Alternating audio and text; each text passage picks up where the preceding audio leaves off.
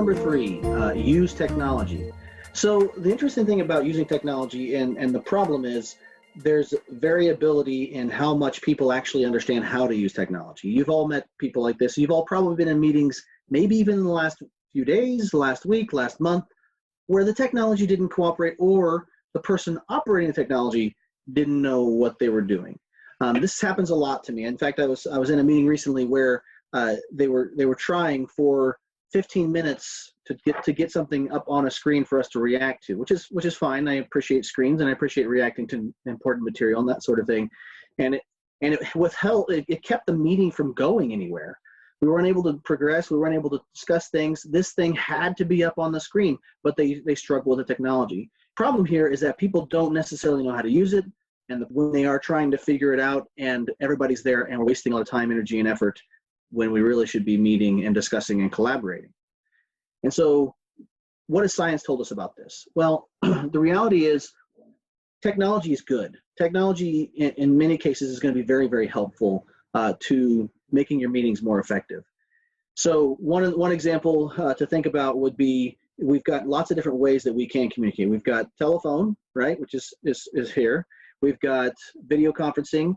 We've got face-to-face. Okay, these are different modalities that we can choose to meet in that are supported by technology. What the research is now telling us, and going on this idea of media richness theory, which I'll explain here in a second, is that we should probably not use the telephone as much as we do, which I know for those that are millennials are probably thinking, yay, I don't really like answering the phone anyway. But then for others, maybe the phone is something that we prefer. Interestingly enough, for media richness theory, it essentially says that the more rich the medium, the more information that is being portrayed and shared. So as you think about it, like we're on video now, you can see me waving my hands around, which I probably should do a little less of, right? But the reality is, because you can see those gestures, you can tell when I'm excited about something or when I'm really enthusiastic about something. Or if I say something sarcastic, you can tell that I'm saying it sarcastically and not saying it seriously. Now, sure, voice tone and so forth like that can be clues to that, but there's nothing like actually seeing the person.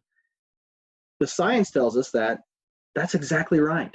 That when you can see them, you can see the nonverbal cues, you can see other information in the environment that will allow you to understand the person, understand the situation, and understand each other better. And when you have greater understanding, you have more information to make better decisions. And as you make better decisions, you can see how this kind of plays out. And so the key here is that when you have the option to choose a more rich medium to communicate through, you should choose that. If you have the choice between face-to-face, video conferencing, and telephone should go, or teleconferencing, teleconferencing should go to the side, and now you're to the face-to-face or video conferencing. And oftentimes, as our economies and our organizations become larger and more global, the video conferencing is going to be the choice that is obvious, because it's cheaper than bringing everybody together in a single location. And it's as rich or nearly as rich as a face-to-face interaction.